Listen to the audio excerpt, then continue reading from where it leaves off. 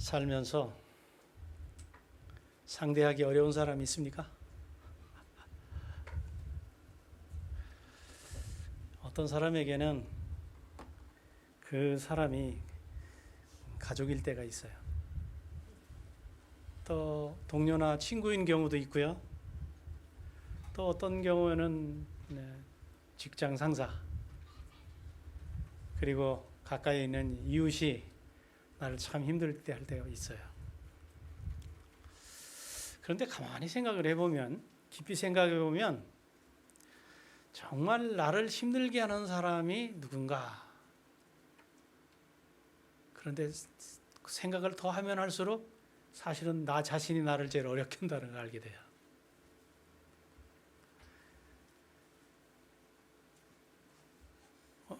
그래서 오늘 우리가 그러면 우리 자신을 어떻게 바라봐야 할까 하는 거예요. 오늘 말씀의 제목은 하나님의 눈으로 나를 바라보는 삶이에요. 먼저 하나님의 말씀 마태복음 22장 36절로 39절에 있는 말씀을 읽도록 하겠습니다. 선생님, 율법 중에 어느 계명이 크니까?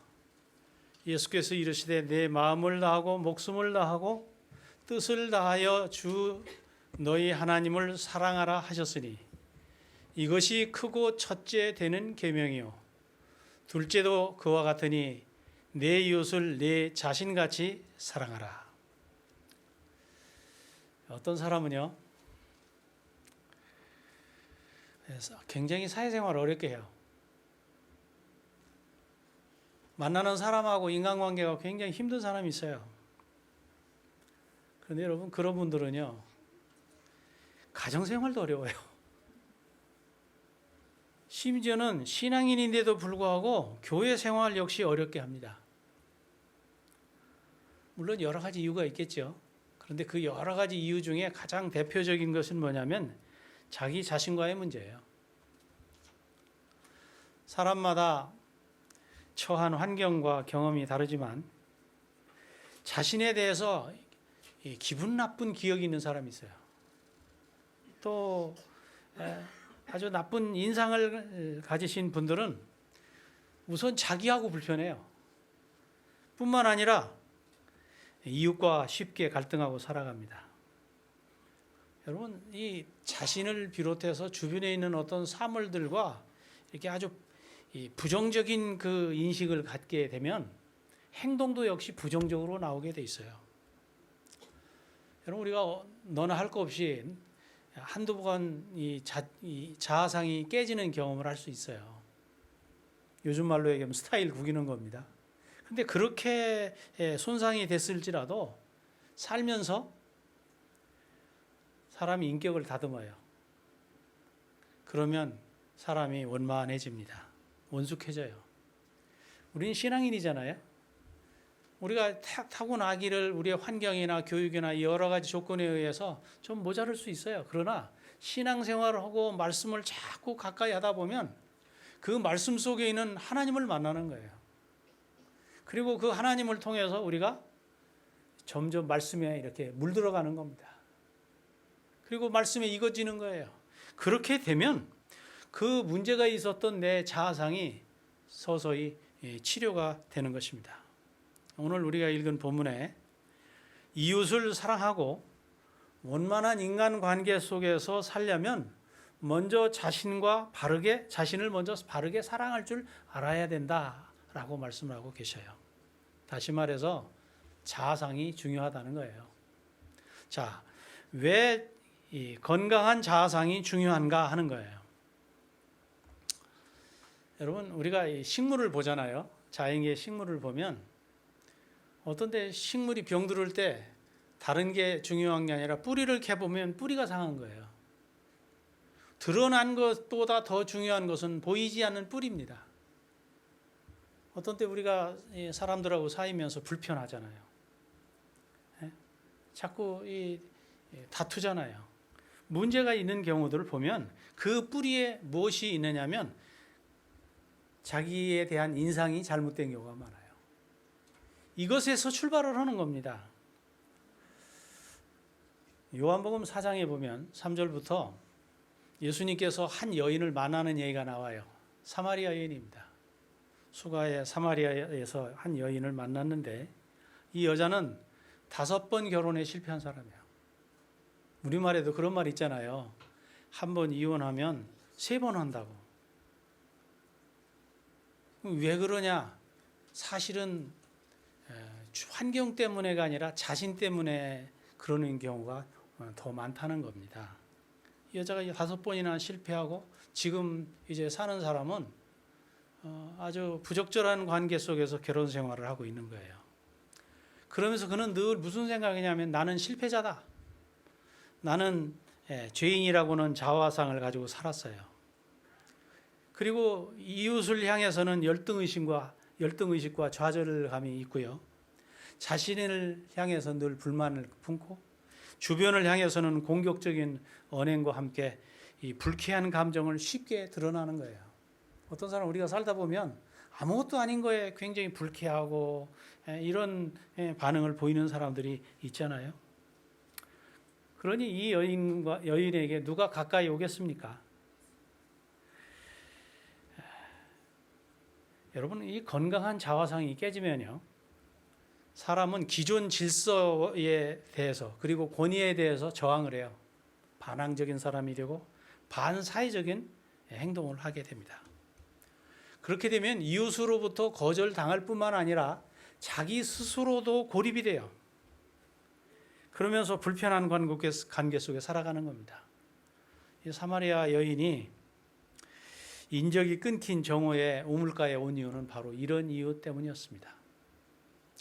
자화상이 중요한 2번째 이유는 사람과의 관계 속에서 태도를 만들어내는 거예요. 태도. 자, 모세는요, 한때 아주 이집트에서 실세였어요. 그래서 늘 긍정적이고 적극적으로 살았습니다. 넘치는 의욕과 힘으로 자기 이스라엘 백성을 구원하려고 했어요. 그러다 자기 백성으로부터 거절당하고 도망자가 되는 겁니다. 그 후로 40년 동안 미디안 광야에 숨어서 살면서 나는 도망자요, 실패자라는 자화상을 갖고 살았어요. 40년이 지났어요. 세월이 지난 후에 하나님께서 모세를 이제 이스라엘의 구원자로 쓰시려고 부르셨지만 그 사이 이미 모세는 자화상이 망가진 상태였어요. 그래서 이 성경에 보면 출애굽기 3장 11절부터 이런 말이 나오는 겁니다. 하나님께서 내가 너를 이제 내 백성을 구원하는 구원자로 만들고 이집트로 보내야겠다. 그랬더니 제가 누구인데 그런 일을 해야 합니까? 제가 왜 파라오에게 가서 이스라엘 백성을 인도해내야 합니까? 냉소적인 겁니다. 우리가 어떤 때 무슨 예를 얘기해 보면 어떤 사람은 퉁 하고 이렇게 냉소적으로 얘기하는 사람 있잖아요. 퉁명스럽게 얘기하는 사람 있어요. 또 이 모세를 향해서 이제 백성을 구원하라고 그랬더니 못하겠다고 회피하고 핑계합니다. 계속해서 성경을 읽어보면 이렇게 기록되어 있어요. 그때 모세가 여호와께 나는 본래 말을 잘 못합니다. 나는 말이 느리고 혀가 둔합니다. 그때 하나님께서 말씀하십니다. 사람 누가 만들었니? 입은 누가 만들었니? 내가 만들지 않았느냐? 네가 가서 그 사람들에게 할 말, 그 말할 때 내가 너를 도와주겠다. 네가 할 말도 준비해 주겠다. 그랬더니 모세가 하는 말이 뭐냐면 하나님, 정말 전 못 가겠어요. 보낼 만한 사람을 보내주세요. 여러분, 주변에 있는 사람을 향해서 냉소적으로 살았던 경험은 없습니까? 부정적으로 말하고 행동했던 기억들은 없으신가요? 매사가 소극적이고 방어적일 때는 없었나요? 여러분, 그런데 이렇게 살게 되면요, 아무리 아껴도 그 사람 쓸 수가 없어요. 이런 사람은 사용 불가능한 겁니다. 누구도 사용할 수 없느냐면 하나님도 쓰지 못하는 겁니다. 그래서 하나님께서는 모세를 쓰실 수가 없으셔서 쓰기 위해서는 불가불 자아상을 치료한 후에 크게 사용하셨어요. 또 자아상이 중요한 3번째 이유는 사람의 의식과 이 말과 행동을 결정해요. 여러분, 이 사람이 자아상이 손상이 되면 제일 먼저 하는 것이 뭐냐면 열등의식이 있어요. 그 다음에 이런 사람은요, 이상하게 자기가 받은 축복이 많잖아요. 어떤 사람 보면 다른 사람보다 받은 게 많은데도 늘 불평을 하는 거예요. 그리고 주변을 향해서 쉽게 악평하고 또 원망합니다. 민수기 13장, 14장은 이스라엘 백성들을 이제 가나안 땅에 보내기 위해서 그 가데스바니아에서 각 지파에서 12명의 정탐꾼 대표를 뽑아서 보내는 이야기가 나와요. 40일 동안 가나안 땅을 정탐하고 돌아왔죠. 근데 12명이 갔다 왔어요. 똑같은 곳을 보고 왔는데 그 중에 10명은 다른 2명과 전혀 다른 얘기를 해요. 근데 이 10명의 정탐꾼은 여러분 생각해 보세요. 한 지파의 대표로 뽑힌 정도면 그 사람 보통이 넘는 사람입니다. 그렇잖아요? 근데 그 사람이 가나안 땅을 갔다 온 다음에 얘기한 말을 보면 이 사람들은 메뚜기의 자화상을 가지고 있었던 것을 알 수가 있어요. 민수기 13장 1절로 2절에 있는 말씀을 좀 보겠습니다. 13장 13절을 보겠습니다. 우리가 거기서 네피림의 후손 거인 아낙 자손 대장부를 보았나니 우리가 보기에도 우리 자신들이 메뚜기처럼 느껴졌는데, 여기 보니까 우리가 보기에도 우리 자신들이 메뚜기처럼 느껴졌는데 그들의 눈에도 우리가 그 정도밖에 보이지 않았을 것입니다. 아주 자기들을 상당히 비하하고 열등하다고 하는 생각을 하고 말을 하는 겁니다. 여러분, 지금까지 하나님께서 그들에게 지난 40년 동안 얼마나 많은 것을 베푸셨어요? 날마다 저녁이 되면요, 불기둥으로 그 광야의 추위를 내쫓으셨어요. 대형 히팅 시스템인 겁니다. 그 다음에 낮에는 구름 기둥으로 그늘을 했어요. 아침에 일어나면 만나가 있는 겁니다. 목마르면 바위를 쳐서 시원한 생수를 공급하셨어요. 신발이 닳지 않고 옷이 헤어지지 않았어요. 그러기 40년을 살은 겁니다. 얼마나 큰 혜택을 받는지 몰라요. 그런데 그런 하나님이 그들에게 가나안 땅 너에게 주겠다고 말씀하셨는데 갔다 와서 하는 이야기가 우리가 봐도 우리가 메뚜기 같은 거, 그 사람들도 아마 우리를 메뚜기처럼 봤을 거라고요. 그리고 그 땅은 거민을 삼키는 땅이라고요. 가나안 땅을 악평했어요. 뿐만 아니라 뭐라고 하냐면 우리를 애굽에서 그냥 놔뒀으면 괜찮을 텐데 괜히 데리고 나와서 우리가 이제 노예가 되거나 사로잡히거나 우리 처자식이 아주 어렵게 될 텐데 하면서 뭐라고 얘기했느냐면 민수기 14장 1절로 2절에 있는 말씀을 보면 다 모세와 아론을 원망하며 우리의 처자가 사로잡히리니 애굽으로 돌아가는 것이 낫지 않겠느냐. 옛날의 노예 생활로 돌아가는 것이 낫겠다.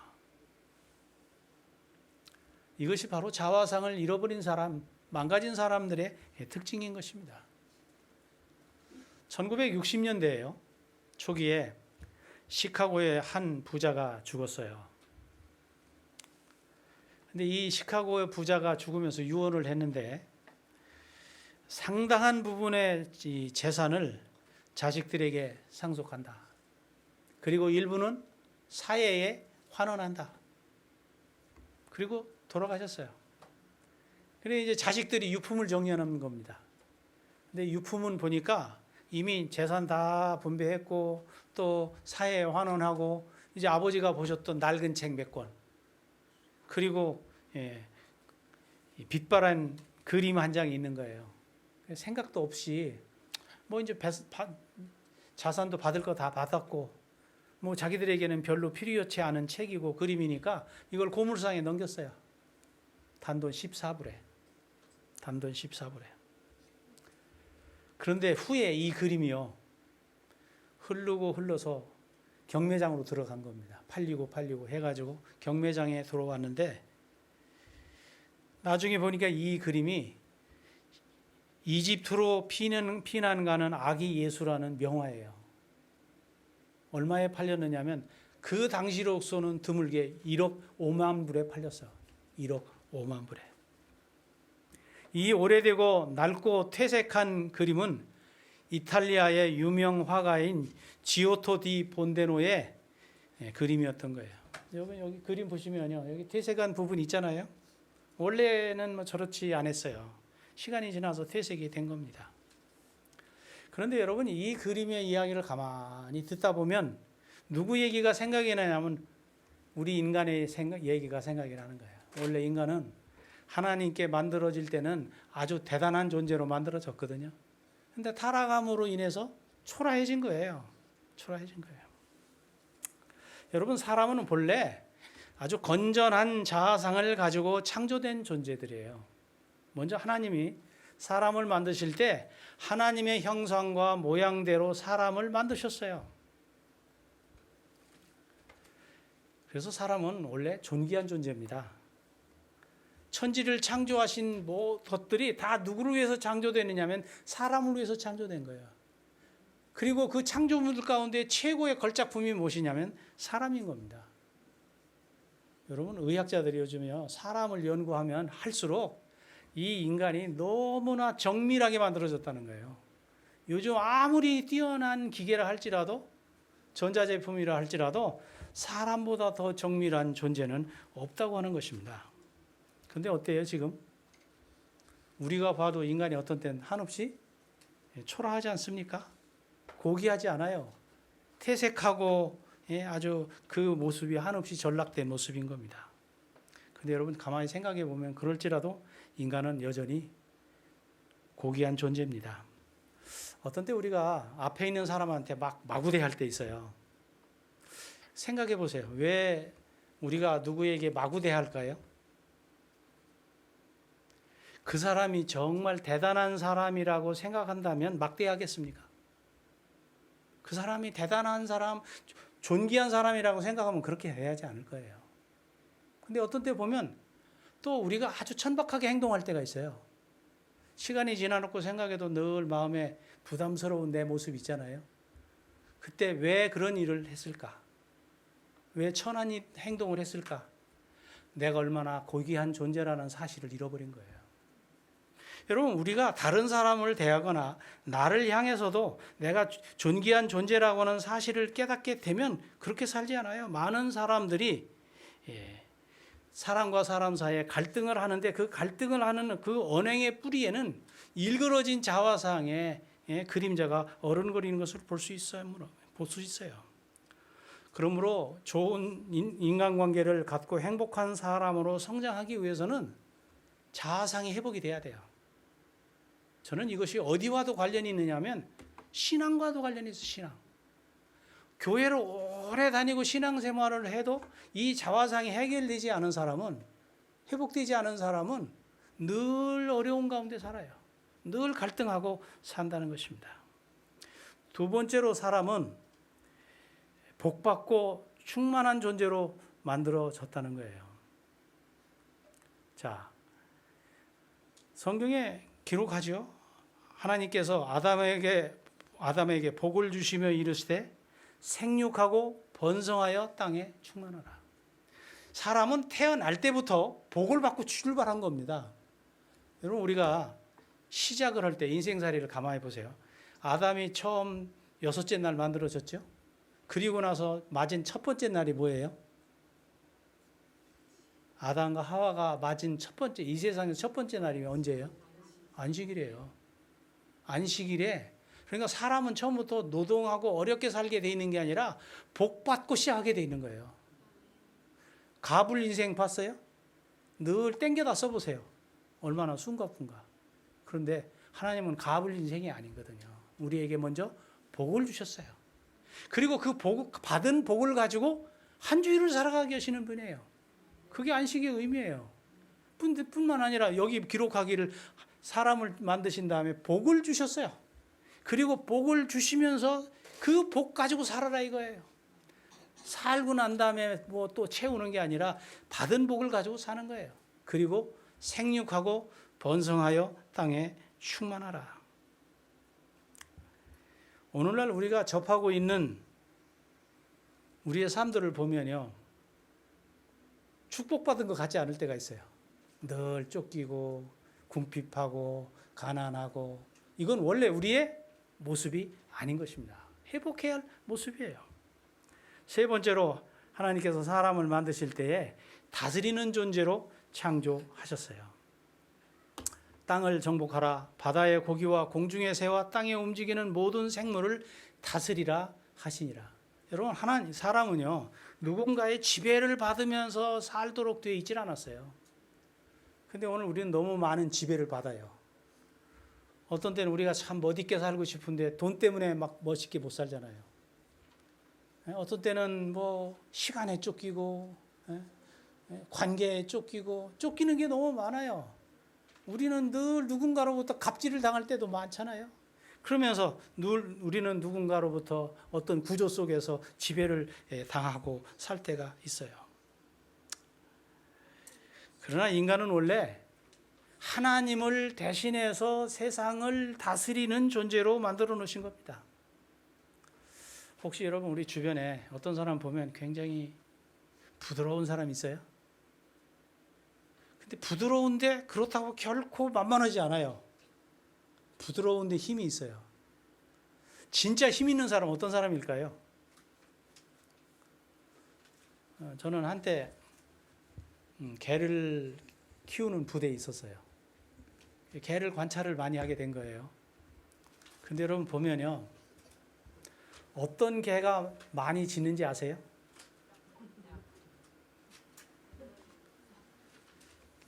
사람을 이렇게 보면 족보가 있는 좋은 개, 혈통이 좋은 개와 혈통이 안 좋은 개의 차이가 있어요.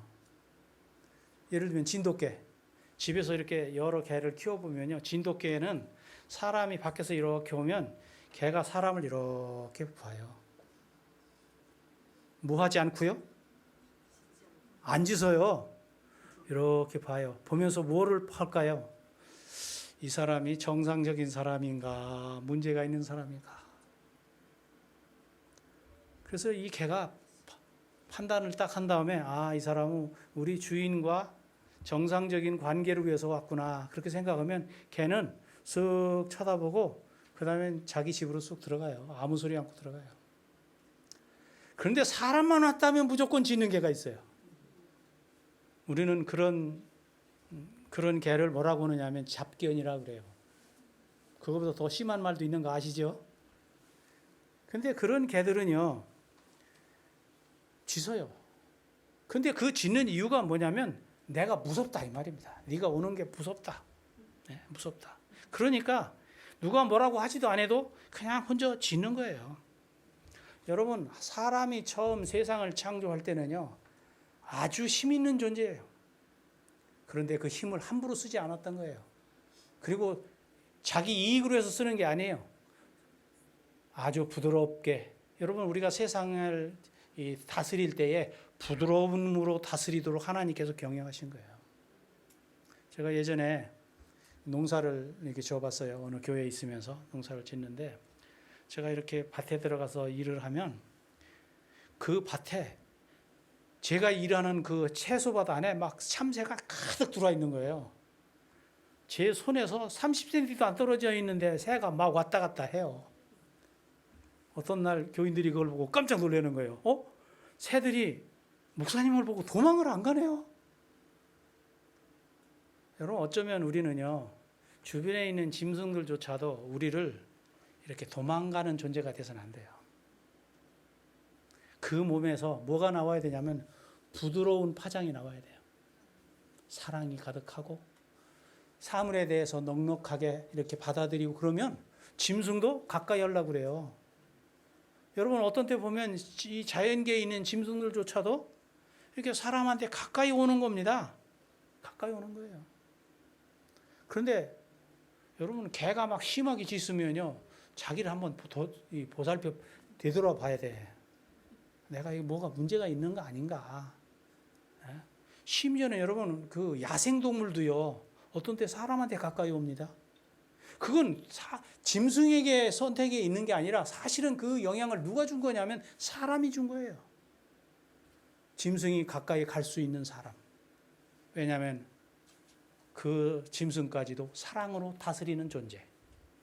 그래서 로마서 8장에는 22절에 이렇게 기록하고 있잖아요. 피조물이 탄식한다고요. 그러면서 그 피조물들이 탄식하고 고통을 호소하는 거예요. 이것은 바로 인간이 잘못되어서 온 문제들인 것입니다. 우리가 세상을 부드럽게 다스리도록 만들어진 그런 존재였다 이 말입니다. 그럼 우리가 어떻게 건강한 자아상을 회복할 수 있을까 하는 겁니다. 여러분 혹시 거절받아 보신 경험 있으세요? 혹시 소외감을 맛보실 때가 있습니까? 이것은 죄인 아담이 에덴에서 쫓겨나 하나님과 분리되면서 그 후손인 우리가 갖게 된 정서예요. 원래 사람은 그렇게 만들어진 존재가 아니에요. 우리 주변에 보면 아주 폭넓은 인간관계를 하면서 여러 단체에 소속돼서 사는 사람이 있어요. 그런 사람은 혼자 사는 사람보다는 훨씬 소외감이나 거절감 같은 게 적을 거예요. 그렇지만 이것이 그런 단체 활동을 많이 하고 사람과 어울려 하고 산다고 해서 그 사람이 근본적으로 그 소외감의 감정이 없느냐, 또 손상된 자아상이 없느냐, 그건 아니에요. 제가 어느 날 성경을 보다가요, 시편 42편 5절을 읽었는데 이렇게 기록하고 있더라고요. 내 영혼아, 뭐라고요? 내 영혼아, 내가 어찌하여 무엇하며 낭망하며 어찌하여 내 속에서 불안하여 하는고. 여러분, 사람이요, 자화상이 깨지면 갖는 특별한 두 가지 특징이 있는데 하나는 낭망하는 겁니다. 여러분 살면서 자주 실망하세요? 좌절하세요? 낭망한다면 한 번쯤 생각해 봐야 돼요. 내가 신앙생활 이렇게 하면서 자꾸 사소한 일에도 낭망한다. 여러분, 하나님을 정말 잘 믿는 사람은요, 쉽게 낭망하지 않습니다. 그 다음에 불안해하는 거예요. 왜 불안해할까요? 왜 낭망할까요? 그 이유가 있어요. 내가 무소속이기 때문에 그래요. 소속이 없는 겁니다. 절대하신 하나님과 내가 어떤 관계 속에 있다고 하면 그렇게 낭망할 이유도 없고 불안해할 이유가 없는 거예요. 그런데 여기에 대한 해답을 본문은, 성경은 말씀하고 있어요. 너는 하나님을 바라라. 여기 하나님을 바라라라는 말은 하나님께 소속해라 이거예요. 여러분, 우리가 하나님께 소속이 되면 우리는 소외감, 쉽게 낭망하거나 불안해할 이유가 없는 것입니다. 여러분, 하나님을 떠나면요, 누구나 사람은 낭망하기 쉬워요. 우리가 어느 순간에 보면 하나님과 관계가 돈독할 때 우리가 낭망합니까?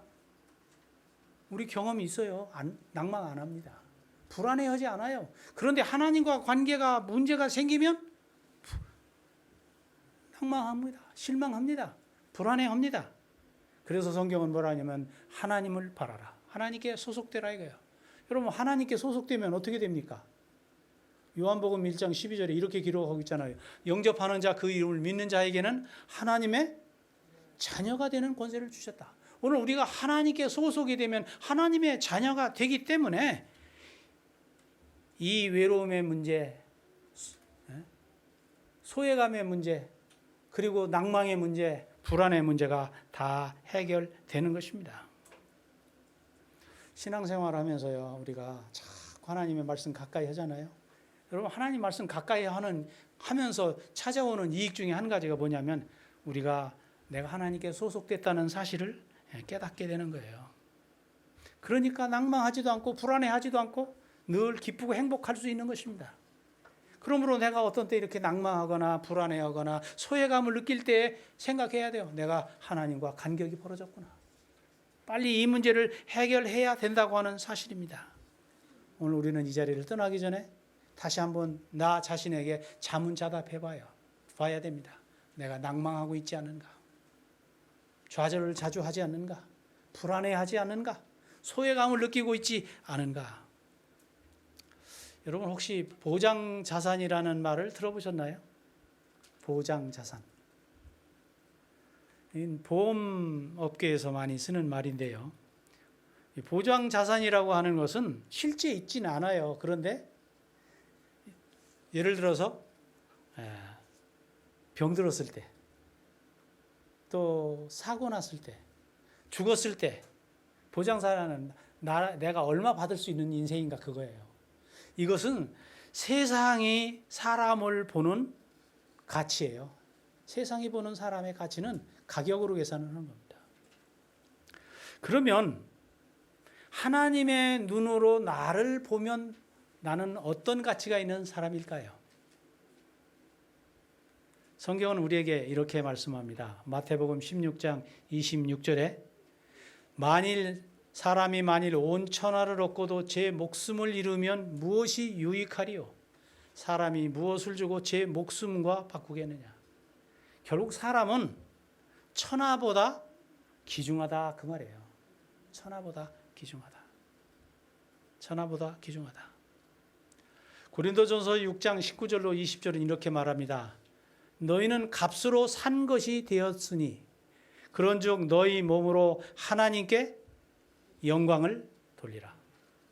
우리는 하나님이 값으로 주고 살 만큼 가치가 있는데 그 값이 뭐였느냐면 예수님의 생명이었다 이거예요. 그러니까 우리는 예수님을 예수님을 그 죄의 값으로 내주면서까지 대살 만큼의 가치가 있는 그런 사람이었다는 거예요. 이럴 때 왜 가만히 계세요? 아멘 해야 되잖아요. 얼마나 중요한 얘기입니까? 이건 이렇게 가치가 있는 사람이라는 거예요. 여러분, 우리는 세상의 기준이 아닌 하나님의 기준이 중요한 것입니다. 우리가 하나님께 소속되고 구속을 통해 존귀해진 사람이니 우리 자신을 더 아껴야 돼요. 저는 어떤 때 우리 교인들이 자기를 너무 막 이렇게 비하하고 그러면 마음이 아파요. 예전에 저 어릴 때는요, 그게 겸손인 줄 알았어요. 그건 겸손이 아니에요. 그건 겸손이 아니에요. 정말 어떤 때 나를 소중하게 여겨야 돼요. 여러분 어떤 때 이게 집에서도요, 막 너무 막 옷 입고 살지 않으면 좋겠어요. 가만히 보면 우리가 막 아껴봐야 그 의미 없어요.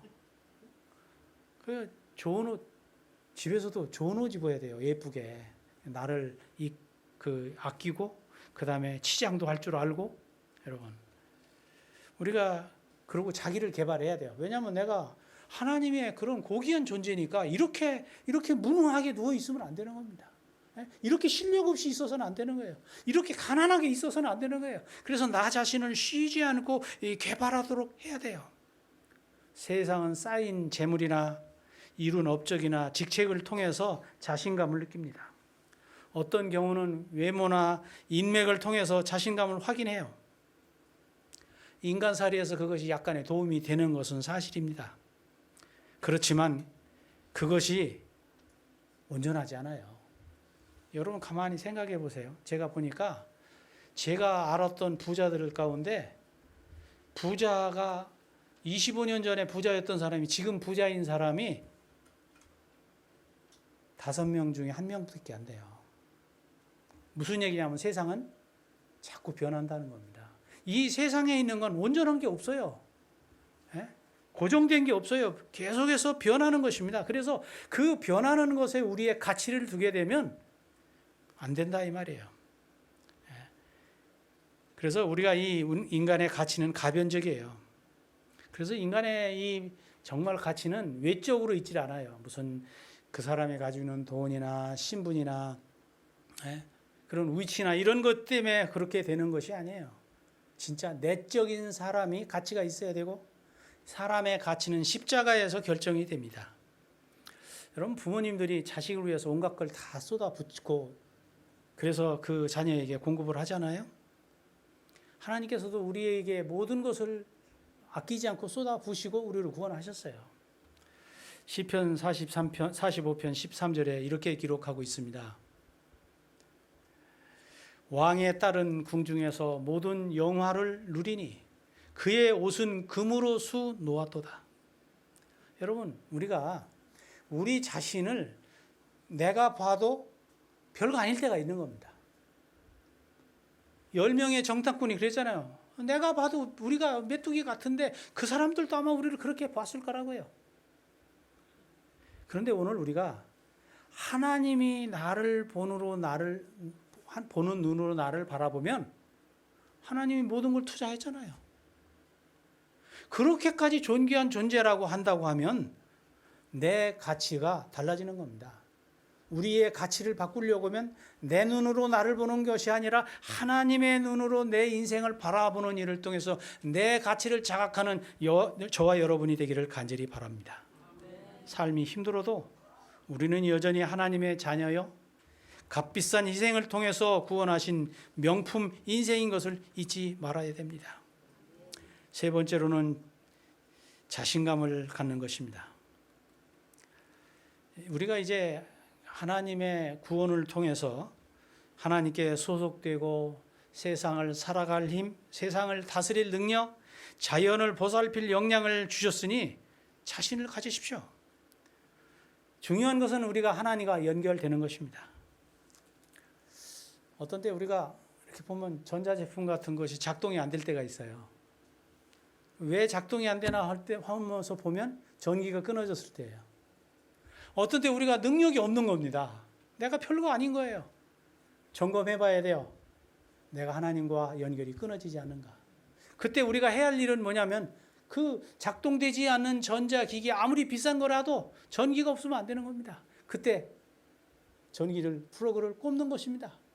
전기를 플러그로 해서 끊고 전기 연결을 하면 그때부터 전기가 작동이 되는 거예요.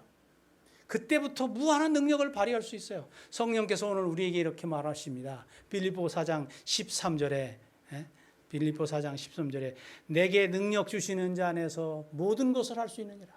여기서 저는 중요한 단어가 몇 가지 있다고 생각하는데 내게 능력 주시는 자 안에서 내가 모든 것을 할 수 있다. 여러분, 우리가 모든 거 할 수 있습니까? 그런데 하나님과 연결되기만 한다면, 우리가 하나님께 제대로 소속이 된다고 하면 우리는 무엇도 할 수 있는 자신감을 갖고 살라고 하는 것이 오늘 이 저녁에 우리 하나님께서 우리에게 주신 말씀입니다.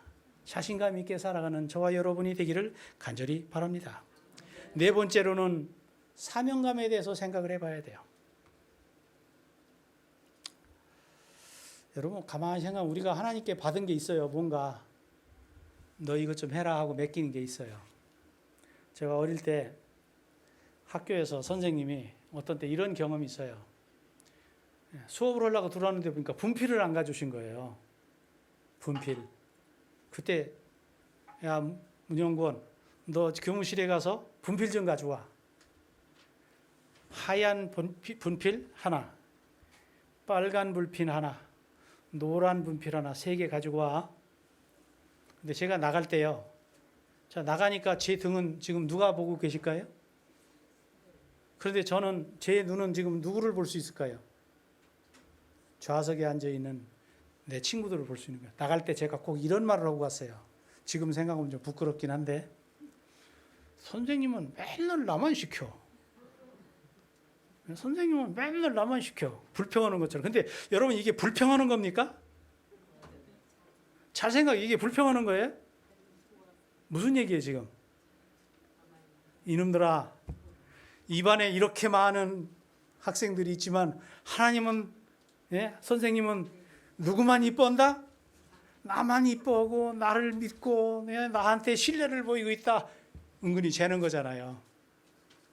우리가 어떤 일을 맡기잖아요, 하나님께서. 여러분, 우리가 하나님께서 무언가를 맡기셨을 때 우리는 생각해야 돼요. 이 맡겼다는 이야기는 하나님이 나를 뭐 하신다는 얘기예요? 믿는다는 얘기예요. 나를 깊이 신뢰하고 믿는다는 얘기예요.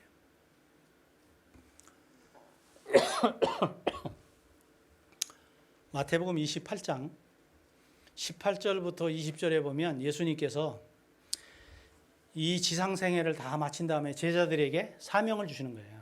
일을 맡기고 가시는 거예요. 하신 말씀이 뭐예요? 가서 너희는 모든 족속으로 제자를 삼아 아버지와 아들과 성령의 이름으로 침례를 주고 내가 내게 분부한 모든 것을 가르쳐 지키게 하라. 세상을 복음화하라는 사명을 주신 거예요. 근데 우리는 그 성경절만 읽는 거예요. 그러면 부담스러울 때가 있어요. 이 성경절 읽고 어떤 사람은 굉장히 부담 느껴요. 하지 못하니까. 내가 전도를 못하고 살거든요. 부담스러운 거예요. 저도 그 성경절 읽으면 부담스러웠거든요. 근데 어느 날 성경절을 보는데 그 앞절 19절 앞에 18절은 이렇게 기록되어 있어요. 하늘과 땅의 모든 권세를 내게 주셨으니. 여러분, 가서 모든 족속과 방언과 백성에게 전할 사명을 주셨잖아요. 그 사명을 주실 때에 그냥 주신 게 아니라 하늘과 땅의 권세를 받으신 예수님이 내게 주신 거예요. 명령하신. 그 얘기는 뭐냐면 하늘과 땅의 권세를 내가 하나님께서 나한테, 아버지께서 나한테 주신 것처럼 나도 너희한테 준다. 그러니 너희는 가서 전도할 때 무슨 권세를 가지고 전도하라고요? 하늘과 땅의 권세. 하늘과 땅의 권세를 가지고 전하라. 그 성경절을 읽으니까 뒤에 성경절이 훨씬 부담이 안 되더라고요. 아, 이거 전도하는데 쭈삣쭈삣할 필요가 없구나. 더 기분 좋은 말씀이 또 있어요. 뒤에 20절에 세상 끝날까지 내가 너와 항상 함께 있으리라. 그러니까 하나님께서는 뭐를 맡길 때 그냥 맡기는 게 아니에요. 권세도 주시는 겁니다. 뿐만 아니라 세상 끝날까지 너희와 항상 함께 있겠다고요. 사도행전 1장 8절에도 이렇게 기록하고 있잖아요. 예루살렘과 온 유다와 사마리아와 땅끝까지 이르러 내 증인이 되리라. 이것도 부담스러운 대목이에요. 어떤 때 이 성경절을 하면서 세상 끝까지 가라고 하잖아요. 그런데 그 앞에 뭐라고 기록되냐면 성령이 너희에게 뭐하면? 임하시면. 그러니까 이거 하기 전에 먼저 하나님께서는 꼭 먼저 무엇을 주시냐면 힘을 주시는 겁니다. 우리에게 사명을 주시기 전에 하나님께서는 언제나 권세를 주시는 거예요. 제가 아까 읽었던 마태복음 28장 18절을 생각하면요, 제가 가슴이 뜨거워져요. 아, 하나님이 우리에게 뭔가를 맡기실 때 우리는 하늘과 땅의 권세를 받은 사람이구나. 하늘과 땅의 권세를 가지고 있으면 이걸 누가 감당할 수 있습니까? 세상이 감당할 수 없는 사람이 내가. 세상이 나를 감당할 수 없는 사람이에요. 세상을 뛰어넘는 사람이에요. 그래서 가만히 생각해 보면 사명의 사람을 보면 우리는 그 사명감 가지고 사는 사람 보면 좋아합니다. 제가 김대성 목사님 보면 좋아해요. 왜냐하면 김 목사님이 사명감을 가지고 살거든. 사명감 가지고. 여러분, 사명감을 가지고 사는 사람은 세상이 감당할 수 없는 사람입니다. 세상을 뛰어넘는 사람입니다.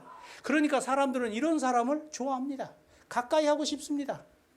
존경합니다. 추종합니다. 그러므로 여러분, 우리가 하나님께서 내게 무엇인가를 맡기셨다고 하면 이 부분을 생각하면서 이것이 바로 내가 이 건전한 자존심을 회복할 수 있는 조건 중에 또 하나인 것입니다. 저는 스바냐 3장 7절을 묵상할 때마다 하나님의 따뜻한 눈길을 느낍니다. 제가 성경을 보니까 이렇게 기록하고 있어요. 스바냐 3장 17절에 너의 하나님 여호와가 너의 가운데 계시니 그는 구원을 베푸신 전능자시라. 그가 너로 인하여 기쁨을 이기지 못함시며 너를 잠잠히 사랑하시며 너로 인하여 즐거이 부르며 기뻐하시리로다. 저는 좀 노래를 부르고 싶은 생각이 갑자기 들었어요.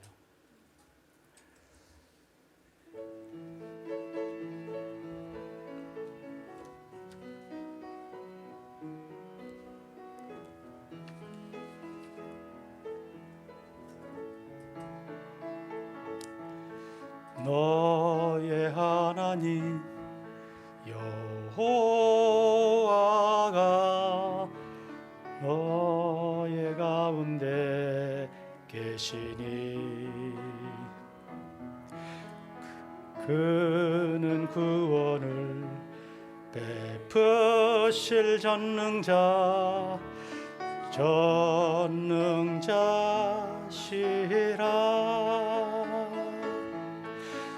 그가 너로 인하여 기쁨을 이기지 못하시며 너를 잠잠히 살아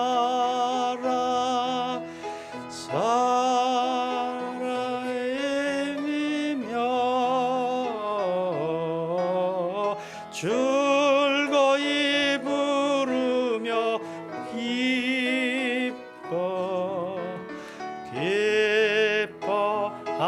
기뻐하시리라.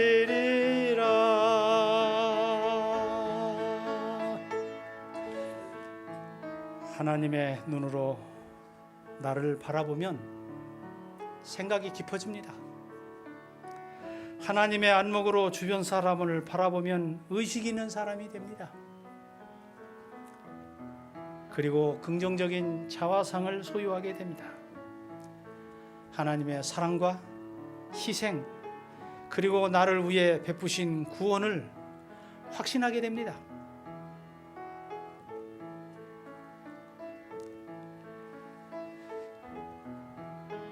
나를 바라보셨던 하나님의 눈으로 이웃을 바라보게 되면 외적인 조건으로 그 사람을 바라보지 않게 되고 평가하게 됩니다. 그가 하는 일들을 바라보면서 의미를 부여하게 돼요. 저는 하나님께서 우리에게 베푸신 여러 은혜들을 생각하면서 하나님의 안목으로 나 자신을 포함해서 내 주변에 있는 사람을 바라볼 때 지난 세월 동안 나를 향하여 베푸셨던 하나님의 수많은 복들을 이제는 헤아리고 셈해보게 됩니다. 그리고 나를 바라보셨던 그 눈길로 다른 사람들을 바라보면서 다른 사람의 가치를 발견하게 됩니다.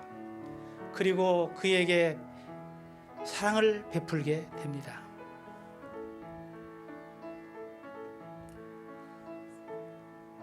나를 인정하신 하나님의 눈길을 체험하면 타인에게 있는 장점에 자꾸 마음이 가요. 눈길이 머뭅니다. 그리고 그를 긍정적으로 대하게 됩니다. 사랑하는 성도 여러분들이요, 지난 세월 동안 때때로 나에 대해서 실망하고 좌절하고 사물에 대해서 낭망하고 불안하게 사셨습니까? 이제 하나님의 눈으로 나를 바라보는 일을 통해서 내 진정한 가치를 발견하고 하나님께 소속되는 일을 통해서 이 세상에 감당할 수 없는 사람으로 살아가는 저와 여러분이 되기를 간절히 바랍니다. 이런 일을 통해서 내가 하나님과 가까워지고 또 내 주변에 있는 이웃 동료들에게 가까이 가는 아름다운 삶을 사는 저와 여러분이 되기를 간절히 바라면서 말씀을 마칩니다.